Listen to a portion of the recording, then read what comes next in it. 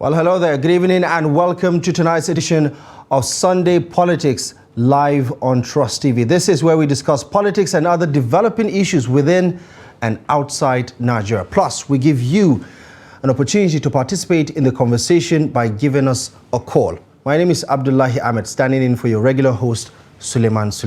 Now, it has been 100 days since the Israeli war on Gaza began, following Hamas's attack on Israel back in October of 2023.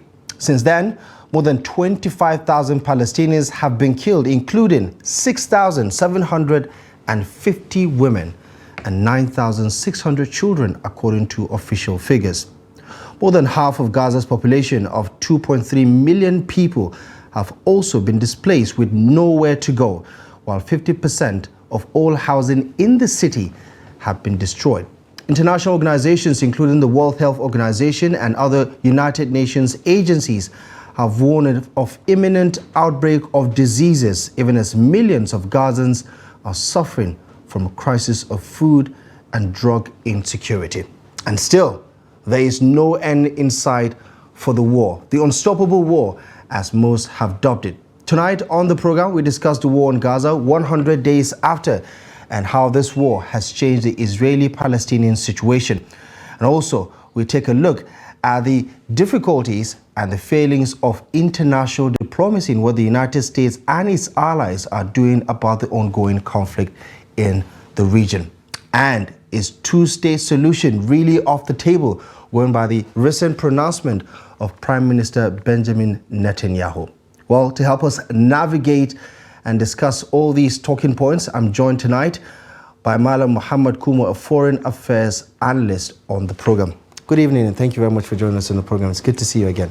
Thank you very much for having me. Right, this is one particular issue that has grabbed not just the attention, but the emotion of the entire world. We've seen several developments since the October 7 attack by Hamas on Israel, but also since that attack, the world has had to witness horrific incident after incidents. The death toll itself is quite unimaginable. 100 days after, what is your take on what has happened so far? Well, thank you. Good evening, everybody. First of all, I think it's good to kind of rehash the events that occurred. First of all, there was an attack by Hamas on October 7th, the early hours,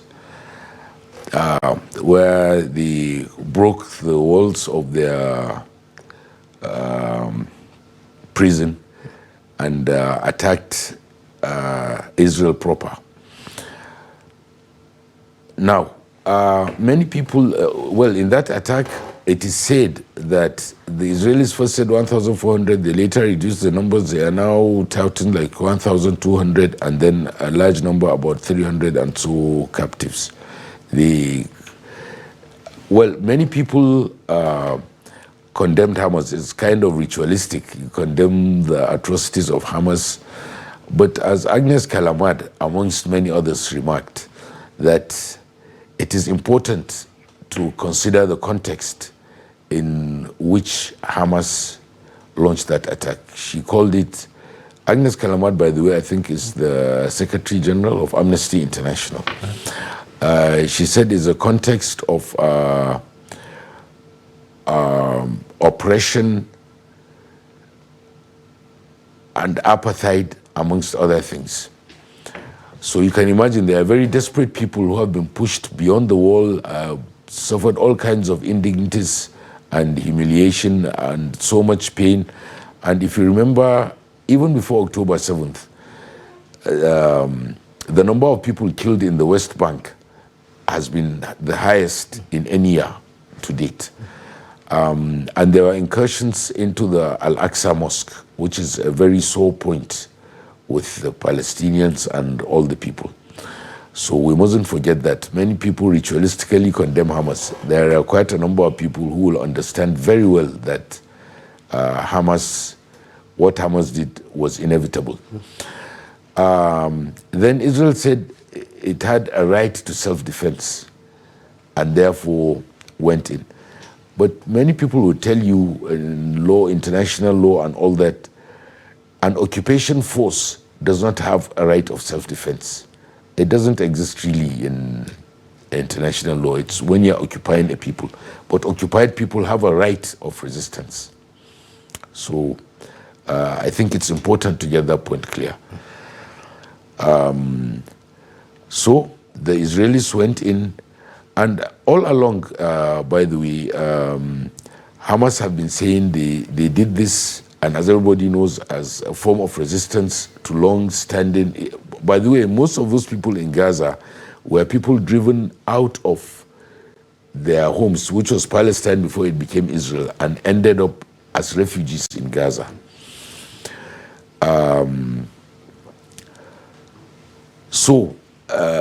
After the various stages of the struggle, the PLO came and they talked about a peaceful solution and all that. They kept bending over backwards, the late Yasser Arafat, until, so to speak, they broke their back and nothing happened. It was just a lot of words and nothing concrete at all. In fact, their land was being encroached upon more and more, even the land that was allowed them after the 67 war.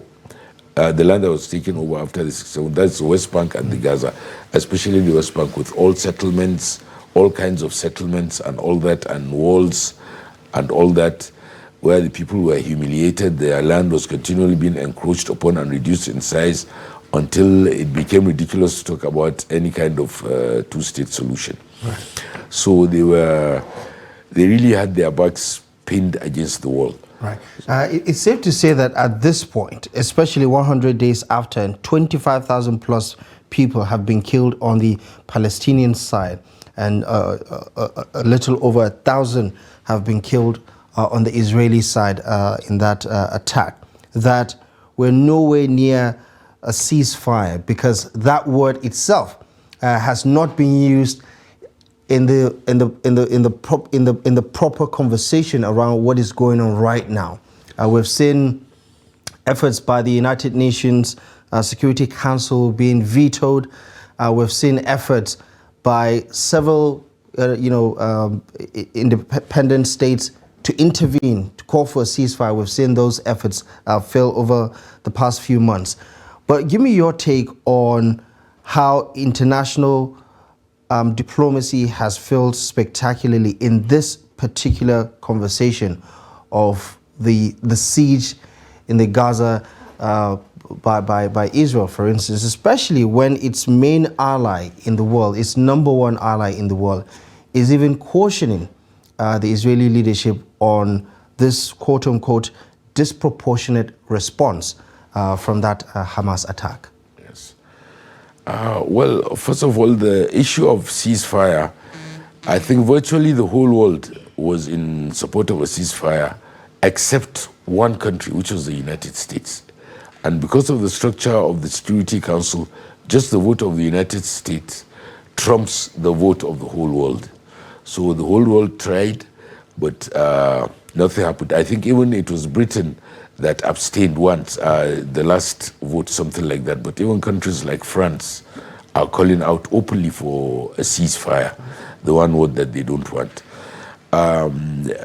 Israel seems to believe, well, they said they set out some objectives to destroy Hamas, make sure it doesn't form a government, or there is no Hamas basically, and then retrieve the hostages taken by Hamas. So far, none of those objectives have been attained, and there is no sign that they are anywhere near being attained. Mr. Benjamin Netanyahu just a couple of days ago did talk about this taking longer.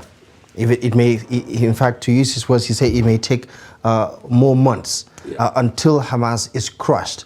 And we know what that means as far as the death toll is concerned. So we're likely going to see a lot more of these horrendous attacks happening.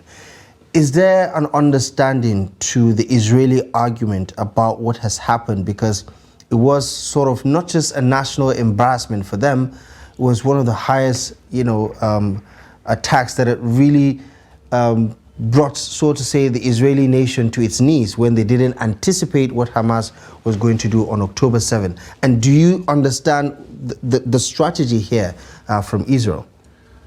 I'm not too sure they have a strategy, because most of their ministers, like a few days ago, there is one Gadi Eisenkot, a retired general, who said that Netanyahu was not speaking the truth. I think he's a member of the war cabinet also. And there's a great division now in the Israeli cabinet.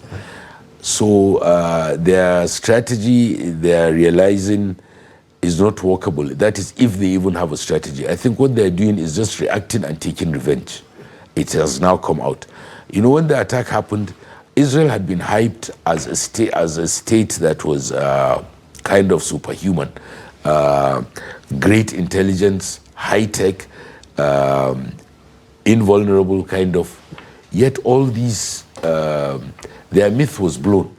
The myth of the invincibility or untouchability of Israel militarily had been seriously blown by Hamas on that day, who walked into Israel, blindsided all their intelligence and security, and went in. Now, so basically Israel is just reacting. And what is happening is that Netanyahu is getting more and more under fire. And many people are saying that the main reason the war is going on, that is the Western press and society and even in Israel, is basically because Netanyahu wants to survive. He has so many problems at home that without this war, the moment the war fever is down, he has to go. You're saying there's a chance that the Prime Minister is using this war as a distraction to boost his popularity at home? Oh yes, to boost his survival, not his popularity. His popularity is going down by the day. But he's using it to survive. He wants the war to go on. Many observers have reached that conclusion, so that he could survive and somehow maneuver the situation so that after the war he has a better chance. But his standing, his popularity, everything is plummeting. And so he's really in very bad shape. So he needs the war to continue. The silver bullet here has always been the two-state solution. And I know we're going to have to go back a little bit to follow some of the sequence of the past 100 days, like the International Court of Justice that heard the case by South Africa on genocide regarding this war on Gaza and all of that. But if you can just talk about what the Prime Minister said recently regarding a two-state solution. Yeah. He seems to be saying in clear terms, it is not possible to even dream of it. I mean, we've had the Oslo Accords. In fact, just before the October 7 attack, there's the normalization a program that Saudi Arabia is spearheading to lower the temperature in that part of the region with Israel and its Arab neighbors. That is a very bold statement to make, isn't it? Especially with President Biden talk about, that as a possible silver bullet to end this long-standing, situation between Israel and Palestine. Yes. Well, there are a number of issues here.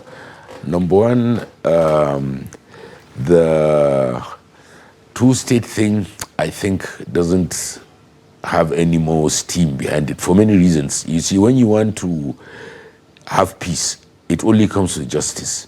In a very unjust setting, you cannot realistically expect peace and tranquility. That's one.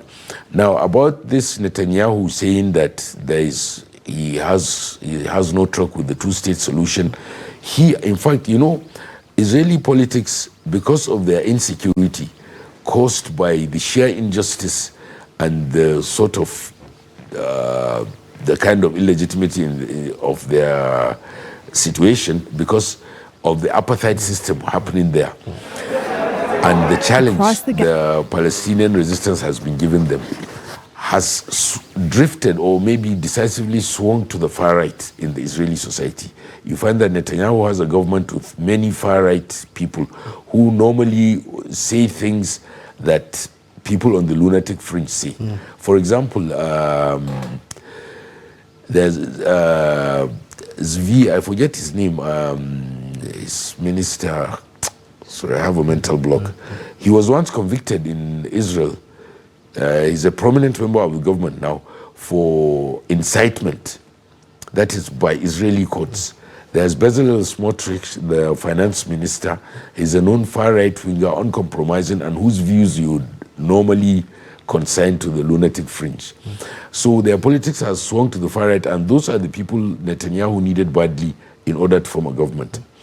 That is one. So a lot of them have been saying for long that there is no question of two-state solution, no chance for Palestinian sovereignty or all that. It's just that Netanyahu is saying it now in this context at this stage where things are going very hard against him.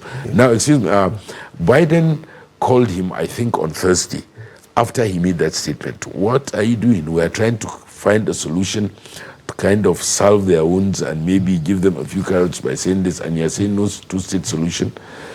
And then Biden said something very interesting. He said that there are many kinds of two-state solutions.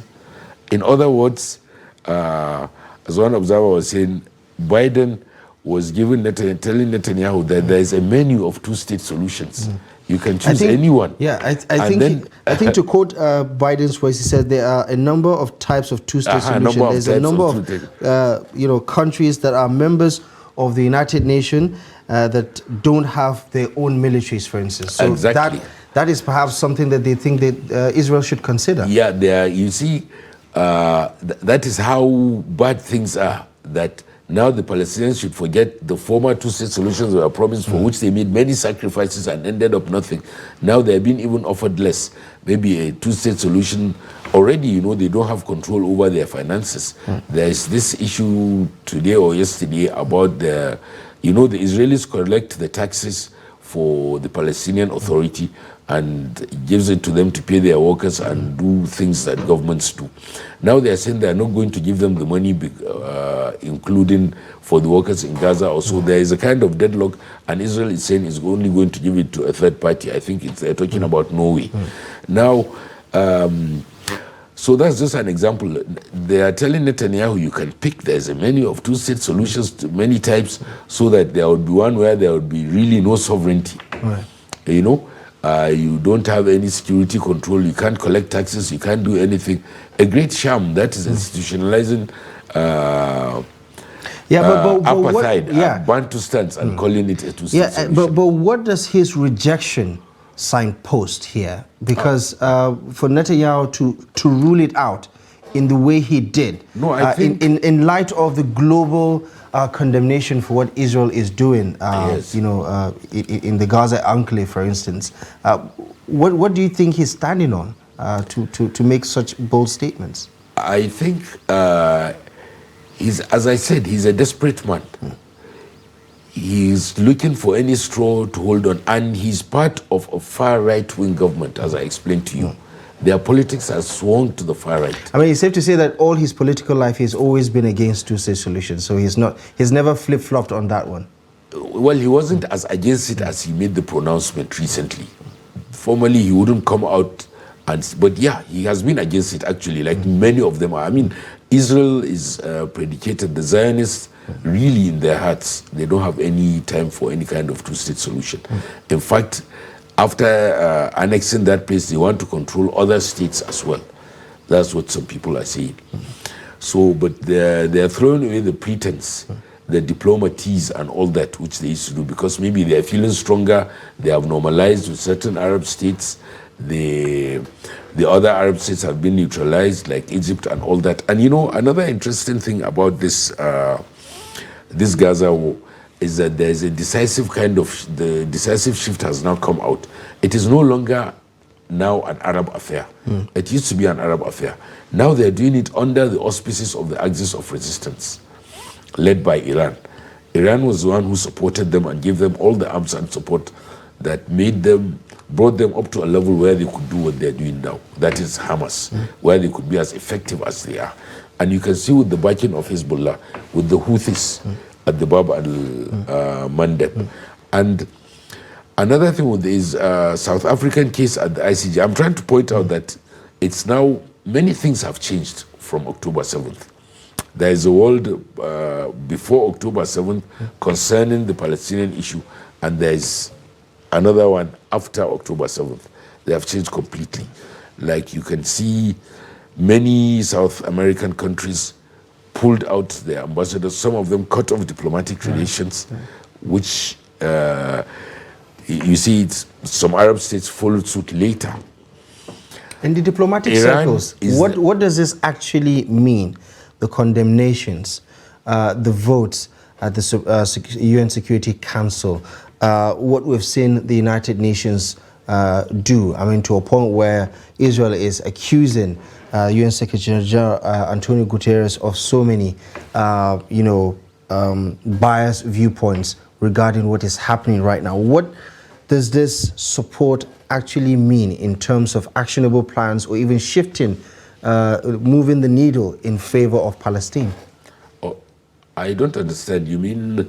Does it actually count for something, this global sympathy or support that the people of Palestine are getting as a result of the disproportionate response since the October 7 attacks? Okay, yeah, it must count for something, despite all America's antics, and they're throwing their weight around, because they used to have a trump card, which was America. They still do, because they stopped the United Nations from passing resolutions that are binding. Only the General Assembly can pass resolutions which are non-binding. They don't have to care about them. Now, for example, South Africa has taken the case to the ICJ, and many are following.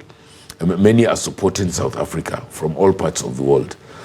And with this, and another thing is, there have been formally, like in Germany, you couldn't raise a Palestinian flag before. Now it's been done. In the UK, in other places where they had gone on a roller coaster, even saying that anti-Zionism is anti-Semitism, they had gathered a lot of traction. Isn't this just lip service? Because it doesn't stop the war, it doesn't lead to a ceasefire, it doesn't lead to a two-state solution. People keep getting killed. The destruction is unimaginable, yes, unprecedented. So it's like the rest of the world is just a spectator here, just watching and giving commentary, and not much is being done. Or would you say that as far as international diplomacy is concerned, something would come out of all these conversations? I think something has to come out of it, because as you can see, what is happening is that there is now a lot of crisis in the Israeli society and the government. Apart from that, they are having a rift with Washington, as you can see, with Biden saying a two-state and Netanyahu saying no. They are putting America in a very difficult position, because they also have their assets that are coming under attack all over. Remember, when they wanted to organize a force to go and secure the Bab el-Mandeb Strait where the Houthis were firing, France said it wasn't going. People like countries like Saudi Arabia and the others, even if they went undercover. Someone was saying in a joking manner that among the countries in the coalition then is it Seychelles also, a country that is absolutely insignificant and could not do anything. They just have a flag and a seat. So the thing is, a lot of pressure is mounting, and it's going definitely one way. They are left to bluster and all that, and the issue has been brought to the front burner. Previously, nobody was talking about the Palestinians. The Arabs were normalizing. Palestinian outcomes or destinies were being discussed without the Palestinians at the table. All that can now no longer hold. Many people are holding forth for them. The only thing is there's only people like Iran and the Axis of Resistance are supporting them militarily. The others cannot. But who knows what will happen next. Right. And in looking at where we are right now, 100 days later, almost 28,000 people dead so far on both sides. More than 90% of it, or more than 95% of it, on the Palestinian side. What do you think the next few months will look like, going by the current posturing of Israel? You did talk about how Netanyahu, politically speaking, is like a drowning man right now. I mean, even though 15% of the country still want him in charge after the war, which we don't know when that is likely going to be. And when we talk about those corridors, we talk about aid getting in, medicines, and Israel giving its conditions. You have to guarantee that the hostages that are still in custody of Hamas would be looked after, and how that itself is looking highly unlikely with all the back and forths that is going on right now. You have countries like Qatar, for instance, trying to negotiate hostage release and things like that. Give me your projection as to what you think the next few weeks is going to look like based on where we are right now. Well, unfortunately, the Israelis have shown themselves to be really very bloodthirsty, uncaring about all conventions of war, as has been stated by the United Nations Secretary General, by Griffiths, the United Nations Assistant Secretary General for Humanitarian Affairs, by Amnesty International. Everybody Israel has shown itself for what it is, a really heartless, brutal operator that doesn't care for any of the conventions of war and all that. So unfortunately, one can only see the prospects are grim, especially on the Palestinian side. But on the other hand, they are determined to advance their cause, to fight their resistance. I think, and you see, Hamas is getting more and more support. With all these deaths and destruction, the support of Hamas is not plummeting, but it's rising. And the West Bank is at the point of erupting itself because of all the incursions. Daily, they keep raiding them and killing many people. And I think there's a quote by Garibaldi, the Italian fighter for the Republic, who said, was telling his people that I don't offer you pay or comfort or anything like that, but I offer you only tears, blood, hardship, and all that. So let only those who want freedom for their country come and follow me. I think the call has been answered. But and at the same time, the Israelis also are not enjoying it. You know, they are kind of very fragile and pampered people. So if they kill one of them, they feel very bad. And there are a lot of demonstrations in Israel. About 2 days ago, there were demonstrations outside the house of Benjamin Netanyahu. People were camping there. Apart from, there is a square now in Tel Aviv that is called the Hostage Square or something like that, where there are big billboards of bring them home. So these people suffer in blood and destruction and displacement. The Israelis also are under a kind of torment they can't stand. Gideon Levi, who is a popular columnist in Israel and a critic of Benjamin Netanyahu, says in such a very stark manner that the war in its current shape will last as long as Americans allow Israel to do it. He says he doesn't think that it will be many weeks more, but that doesn't mean that the war is over, because nobody has thought about the day after. If Israel doesn't pull out of Gaza, there will be resistance. And if there's resistance, there will be retaliation. So it's like a vicious circle. Heads you lose, tails you lose. I mean, it doesn't matter, especially if you're looking at it from the Palestinian point of view. What do you think about this particular statement, that the only reason why this is still going on is because America is allowing it to go on? Well, I think virtually everybody knows that, because America supplies the arms, America supplies, and meanwhile also, something we didn't mention, Israel is suffering very seriously economically. The economy is going down, but you know, the press, they have a lot of the press on their side. These things are not being reported. Just today I was hearing they are all over in Sri Lanka and India trying to hire workers because their economy is going down. The people who should work in the farms are gone to the military, and the Palestinians are not allowed to come in. Their economy is taking a really heavy toll. Now, about the Americans, yeah, it's definitely, everybody knows, without the Americans, they can't go on. But for how long will the Americans withstand that pressure?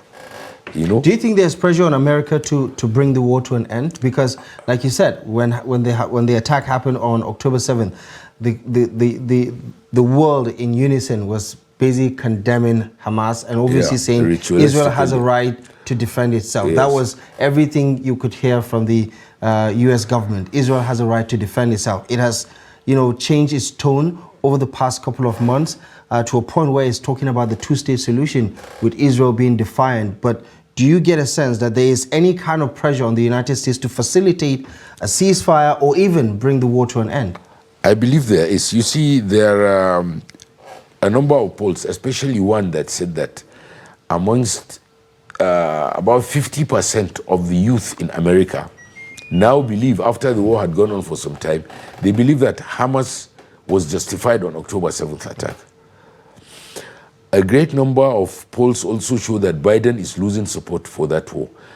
If you remember, I think a week or two ago, there was a kind of demonstration in support of Israel, which was kind of unusual. It's their version of rent a crowd. But then it fizzled out. But more and more people are demonstrating. Right. And there's a lot of pressure on Biden himself. Yeah. And there's an election coming up. Right. We've seen so many of those conversations trickle down to university campuses. Exactly. We talk about rising university presidents resigning and all that, and the narrative changing completely. Right, exactly. Okay. There's a lot more to navigate and to discuss, especially as we look back at what has been, for lack of a better word, a disturbing phenomenon that the world has normalized over the past 100 days since that attack on October 11.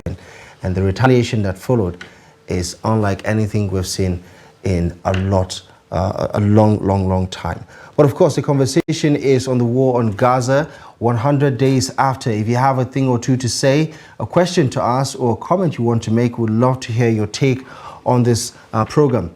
For now, we'll take a quick break. When we come back, there's a lot more to navigate on Sunday Politics. Join us again.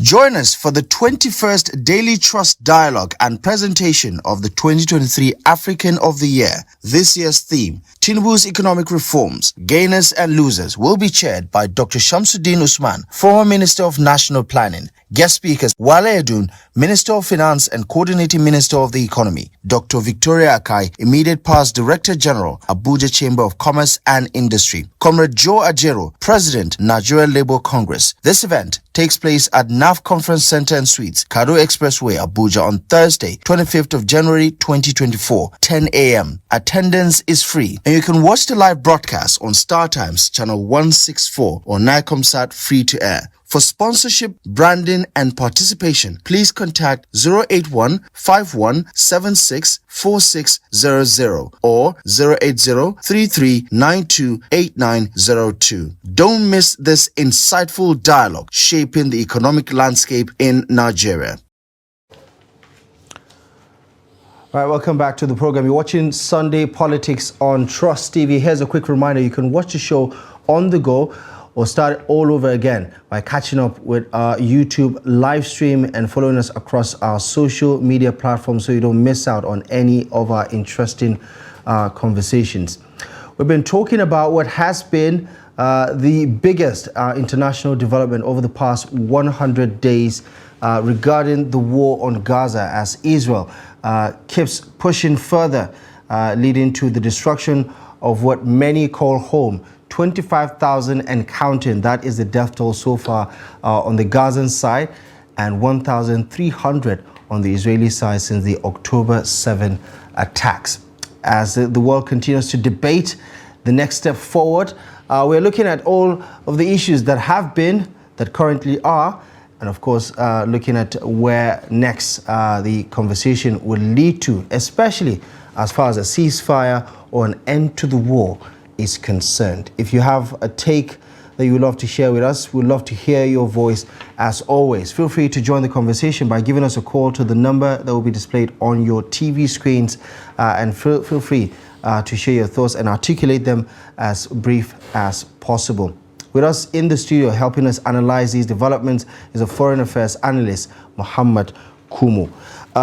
For the most part, it's safe to say that every other day, you have one country or the other voicing their serious and critical views on what is going on right now.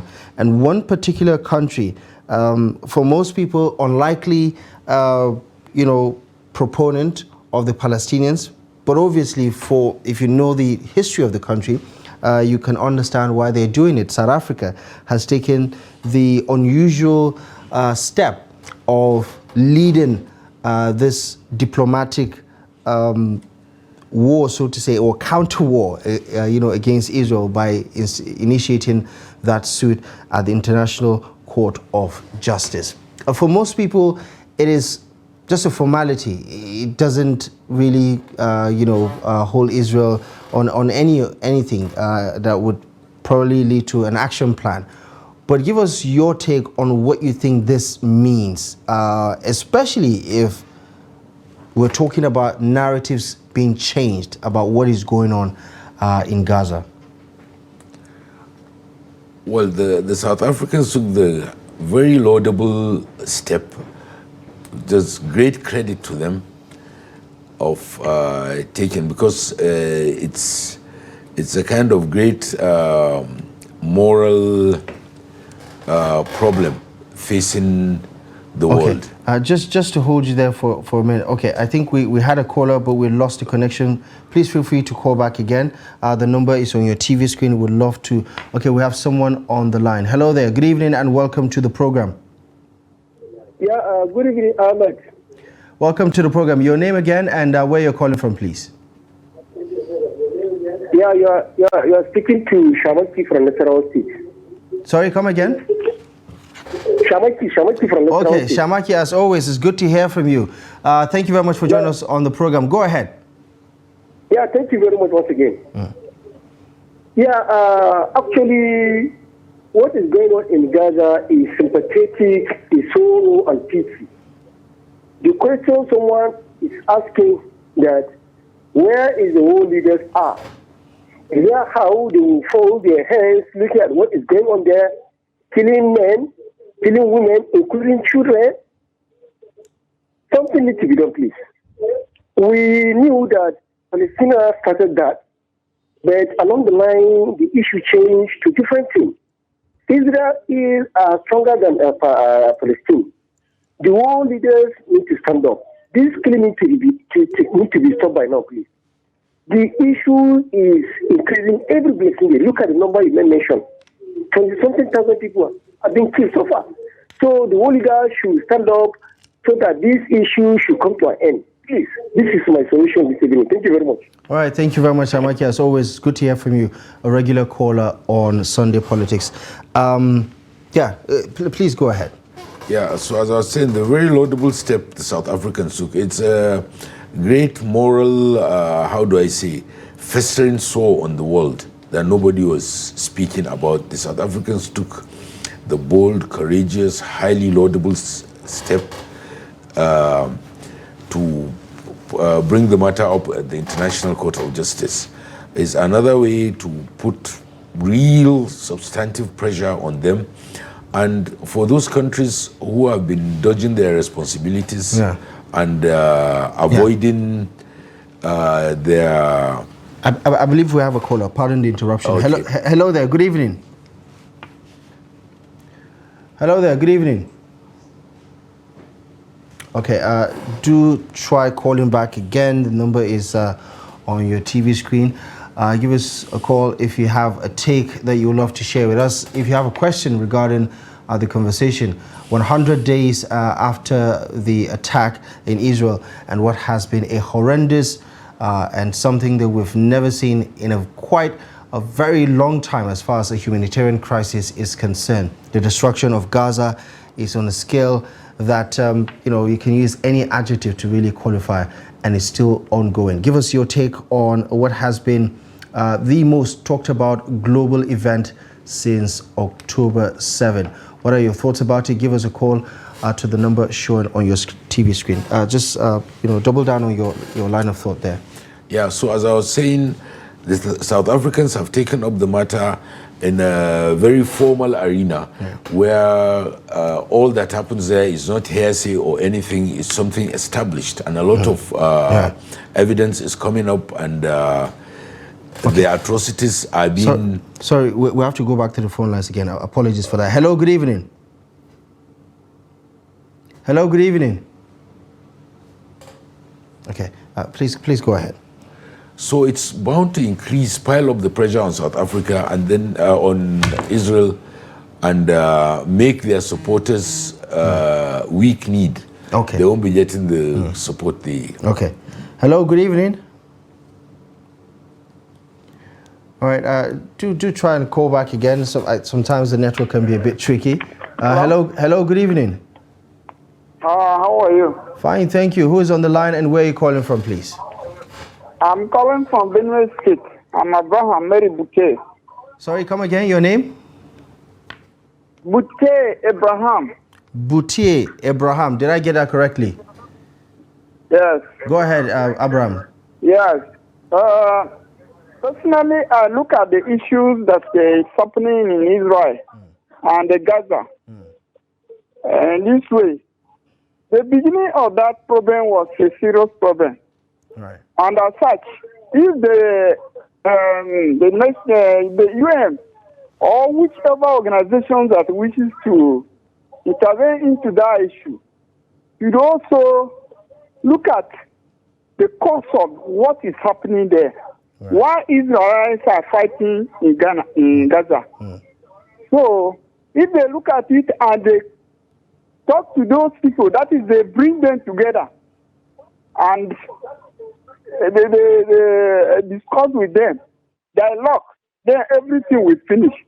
And those people that are the cause of that problem should bring into book so that people cannot continue to do such kind of thing. Because that thing is happening even in our local places. Right. You see people are very notorious and the things they are doing in our villages are not good. And they are the people that are causing problems in our villages. So these people that cause problems in that Gaza are also the ones that they should call them and, in fact, make sure that they put them into book so that next time such a thing cannot happen. Because innocent people are dying there, and we are not even happy for those people that are dying there. Right. So, yeah, I feel that should look into it critically. Okay. Boutier Abraham, thank you most kindly for calling in on the program. Really appreciate your thoughts, calling in from Makodi. Is there a way we can hold, I mean, we're just talking about the suit at the ICJ. Is there any way this is going to stick? The genocide charge, the genocide allegations. Do you think someone is going to pay the price for what we're seeing right now? This destruction on such a massive scale? Well, from what I whether it's with Hamas or with, the Israeli government. Yeah, from what I gather, but to get it right, the prosecution is against the Israelis. No case has been brought against Hamas.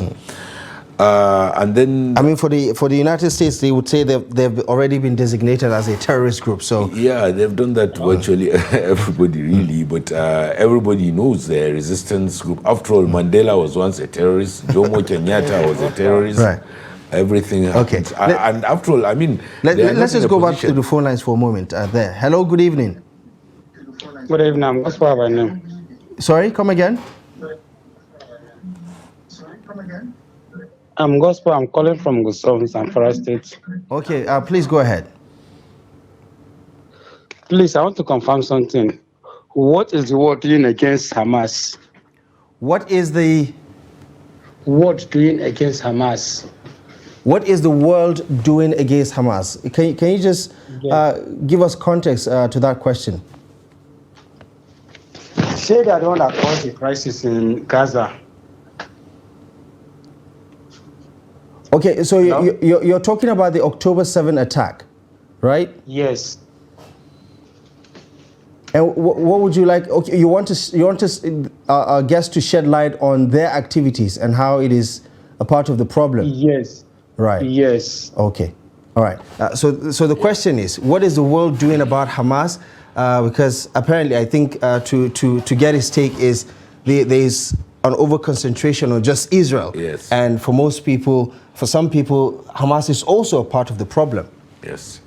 Well, it's easy, with all the press they have been getting, with all the media in the world, just like the United States gives its veto power to Israel. In any case, about Hamas, one must understand, like as Agnes Callamard, the French lady who is Secretary General of the United Nations, said, even after ritualistically condemning Hamas, she said the context is very important. Hamas didn't just wake up to attack. The people in Gaza, a lot of them were thrown out of their homes in Palestine to make way for Israel and went as refugees there. For the past 17 years, they have been blockaded. There are fences and walls, they can't move out. Everything that comes in or moves out is monitored by Israel, and they have been having a really very hard time, to put it very, very mildly. Their resistance fighters against, as Agnes Callamard said, is a context of repression, occupation, and apartheid. So it's just like when there is fighting in South Africa between ANC and the apartheid, the Boers then, where Mandela was sentenced to life in prison for taking up arms to fight for his people, whereas they came to their land and made them second-class citizens. Far worse. They are resistance fighters. International law recognizes the right of people under occupation to resist. Are you saying that, you know, Hamas is not your typical terrorist group? Is that what you're saying? Not at all. Right. Personally, I don't think they are, that label is correct. Because what do you expect them to do? You know what happened in the Oslo Accords. There was Yasser Arafat, who kept on giving concessions. He renounced the armed struggle. They went for the Oslo Peace Accords. They were promised a two-state solution. What happened? Yeah. What do you say about those who believe that the October 7 attack has proven to be counterproductive, that whatever Hamas was trying to achieve by attacking Israel in that manner is obviously responsible for this mayhem, you know, on its own people, that it is counterproductive, that, you know, they didn't achieve anything by attacking on October 7? Yeah, I don't think they didn't. You see, the initiative is now no longer with the Israelis and the Americans. They have been reduced to react. That is very, very important. Although, of course, there is a very, very harsh I think somebody else is on the line. Hello, good evening. Hello, good evening. Thank you very much for calling in. What's your name and where are you calling from, please? My name is Suleiman Yunusa. I'm calling from Kefi, Nasarawa State. Suleiman Yunusa, thank you very much for calling in. Go ahead, please. I think this conflict between Israel and what's the name? What I see in it is that the Israel thought they are the world's power, and that is why they refused to recognize this two-state solution, you know, as was envisaged. In the sense, they thought they could weigh down Palestine within few days. Now they've seen that the war has taken even more than months, and is still on. They couldn't. The idea of ethnic cleansing haven't come to an end. They should, you know, no state should be looked down upon, no matter how little it is. That is one idea. You know, in the other round, the U.S. that couldn't support the cleansing, ethnic cleansing of Israel against Palestine, have seen that with the same U.S. that was fighting Russia, the same U.S. that was against Iraq. Now, I want to ask that: can the same U.S. have the moral background, the moral, stand against whatever country that want to invade others or invade or bring down the smart country in the near future? Right. Okay. Because it was very clear what US is doing. Right. Okay. Unfortunately, we don't have much to go on, but thank you very much, Suleiman, for your take. Finally, just to key in his own concerns about double standards, how it doesn't apply in all cases. Like when the Russians, how they were treated when they invaded Ukraine, when there were a lot of shouts about genocide and everything, and they haven't done 5% of what the Israelis are doing. I had someone making an analysis that in the First World War, the number of civilians killed to every combatant was 1 civilian to 1 combatant.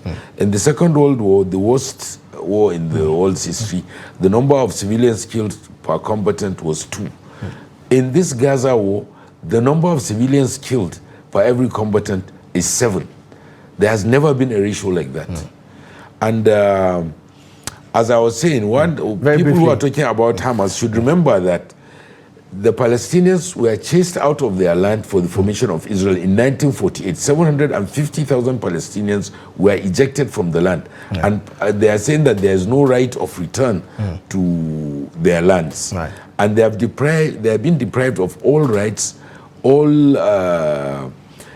human dignity, right. and even economic opportunities. Right. So there's bound to be a reaction.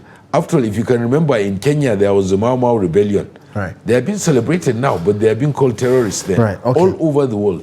That's what happens. You are a terrorist of today, is a freedom. One man's terrorist is another man's freedom fighter. Right. It's been 100 days so far, but God knows that we can't predict how much longer it's still going to be going into the future regarding what may happen, whether there's going to be a ceasefire or a complete end to the war, and whether or not that two-state solution is still on the table or not. But we're going to have to leave the conversation here for now.